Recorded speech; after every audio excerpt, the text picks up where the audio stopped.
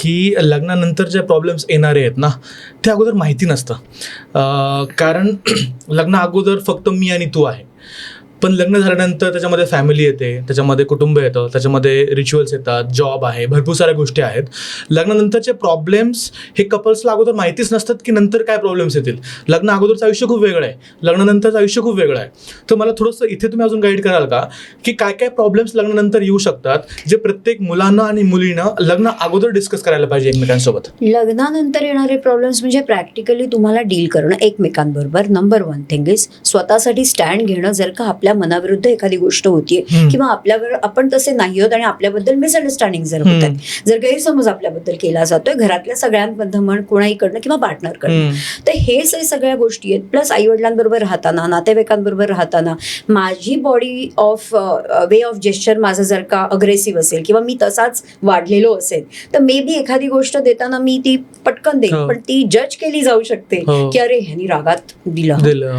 So हे जे काही छोट्या मोठ्या गोष्टी आहेत ना गणेश, ह्या सगळ्या गोष्टींचा आराखडा आणि त्याची तयारी आधी करून घेतली जाते. जेव्हा तुम्ही आधी करता, म्हणून तर मी म्हटलं तुम्ही जर एकटे करत असाल तर तुम्हाला हे अनभिज्ञ आहात, तुम्हाला माहिती नाही.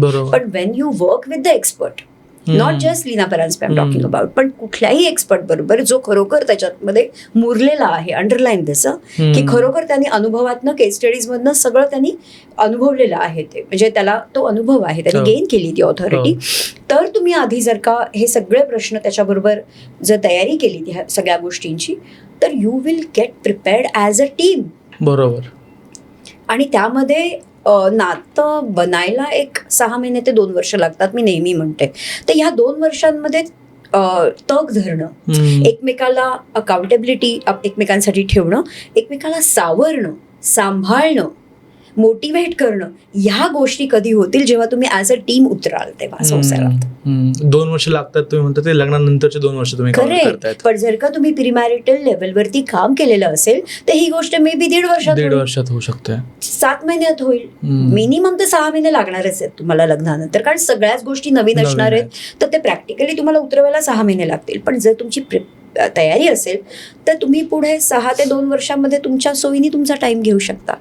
असं नाही होणार की 7-8 महिने झालेत आणि तरी आम्हाला काही कळत नाही आणि आता आम्ही डिव्होर्स घेतोय. हे जे काही प्रमाण आहे ना, without putting your efforts you are just calling off your marriage. Correct. That is what I am saying की त्याच्यासाठी माझा आक्षेप आहे. तुम्ही प्रयत्न न करता तुम्ही कॉल ऑफ करताय. म्हणजे असं नाही की लोक जात नसतील काउन्सिलिंग करायला, पण काहींचे प्रॉब्लेम्स हे काउन्सिलिंगनी सॉल्व्ह होत असतील, पण काहीचे प्रॉब्लेम्स काउन्सिलिंगपेक्षा मे बी थेरपीनी सॉल्व्ह होतील. ओके, मे बी त्यांना एक प्रॉपर कोच हवाय, कोणी मेंटॉर हवाय. ती तर आणखी 3rd स्टेज झाली. पण काहींचे प्रॉब्लेम खूप जर गहन असतील, जर का त्यांचे स्वतःचे पर्सनल पास्ट मधले प्रॉब्लेम असतील, तर त्याला तुम्हाला मेंटॉरिंग आणि कोचिंग लागणार. तर तुम्ही आधी स्वतःवर काम करा या गोष्टीसाठी. बरोबर. जेवढे व्हाल तेवढे मग दुसऱ्यांकडे बोटं दाखवण्यापेक्षा ना, you will on your responsibility. True. आणि ते खूप सोपं होऊन जाईल.